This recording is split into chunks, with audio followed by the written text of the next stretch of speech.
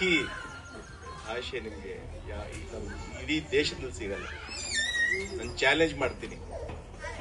ಅದ್ ಎಂತ ಭಾಷೆ ಅಂದ್ರೆ, ಈ ನಾಡು ಎಂತದಂದ್ರೆ, ನಮ್ಮ ಶತ್ರು ಕೂಡ ಎಲ್ಲರೂ ಬಿದ್ದಿದ್ರೆ ನಾವು ಹೋಗನ್ ಗೆಲ್ಪ್ ಮಾಡ್ತೀವಿ.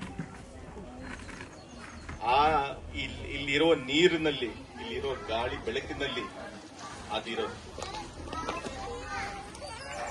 ಸೊ ಎನಿವೇಸ್, ನಾನು ಕೆಲವು ಮಾತು ಹೇಳಿದ್ದೀನಿ. ಬಟ್ ತಿರ್ಗಾ ಇನ್ನೊಮ್ಮೆ ಒಂದು ಮಾತು ಹೇಳ್ತಾ ನಾನು ಮುಗಿಸ್ತೇನೆ. ಕನ್ನಡ ಕನ್ನಡ ಕನ್ನಡ ಈ ಭಾಷೆ ಬಂದು ಒಂದು ನಮ್ಮ ಹೃದಯ. ಇದೊಂದು ಭಾಷೆ ಅಲ್ಲ, ನಮ್ಮ ಹೃದಯ. ನಮ್ಮ ಪ್ರಾಣಕ್ಕಿಂತ ಹೆಚ್ಚಾಗಿ ದಯವಿಟ್ಟು ಇಲ್ಲಿ ಸುಮಾರು ಜನ ನಾನು ನೋಡ್ತಾ ಇರೋ ಉಪಸ್ಥಿತರ ಜನರಲ್ಲಿ ನಮ್ಮ ಮುಸ್ಲಿಂ ಕಮ್ಯುನಿಟಿಯವರು ಇದ್ದಾರೆ. ತಪ್ಪು ತಿಳ್ಕೋಬೇಡಿ. ದಯವಿಟ್ಟು ತಾವು ಕನ್ನಡ ಕಲಿಬೇಕು, ಮಾತಾಡ್ಲಿಕ್ಕೆ ಪ್ರಯತ್ನ ಪಟ್ರೆ ಕಷ್ಟ ಇಲ್ಲ. ತುಂಬಾ ಈಸಿ ಲ್ಯಾಂಗ್ವೇಜ್ ಆಕ್ಚುಲಿ, ಅಲ್ವಾ ಸಾಹೇಬ್ರೆ?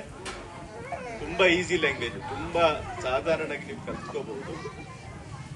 ಮತ್ತೆ ತಿರ್ಗಾ ಹೇಳ್ತಾ ಇದ್ದೀನಿ, ಕನ್ನಡ ಯಾವುದೋ ಒಂದು ಸಮುದಾಯಕ್ಕೆ, ಯಾವುದೋ ಒಂದು ಜಾತಿಗೆ ಸಂಬಂಧಪಟ್ಟಿದ್ದಿಲ್ಲ. ಇದು ಈ ರಾಜ್ಯದ ಹೃದಯ, ನಮ್ಮ ಹೃದಯ. ದಯವಿಟ್ಟು ಇದಕ್ಕೆಲ್ಲರೂ ಒಂದು ಪ್ರಯತ್ನ ಪಟ್ಟು ಇದಕ್ಕೆ ಮುಂದಕ್ಕೆ ನಾವು ಕಾಪಾಡ್ಕೋಬೇಕು. ಇವತ್ತು ಇಂಗ್ಲಿಷ್ ಅಂದ್ರೆ ಫ್ಯಾಷನ್ ಆಗ್ತದೆ. ಇಂಗ್ಲಿಷು ಹೇಳ್ಕೊಡಿ ಡೆಫಿನೆಟ್ಲಿ. ನಮ್ಮ ದೇಶ, ನಮ್ಮ ಬೆಂಗಳೂರು, ನಮ್ಮ ರಾಜ್ಯ ಎಲ್ಲ ಮುಂದೆ ಹೋಗ್ಬೇಕು. ಬಟ್ ನಮ್ಮ ಭಾಷೆಗೆ ನಾವು ಬಿಟ್ಕೊಟ್ರೆ ಅದು ಅವಮಾನ ಮಾಡ್ಬಂದಿರುತ್ತೆ. ಅದು ನಾವು ಮಾಡಬಾರ್ದು. ಆ ಥರ ಸಂದರ್ಭ ಮುಂದಕ್ಕೆ ಬರ್ಕೂಡ್ದು.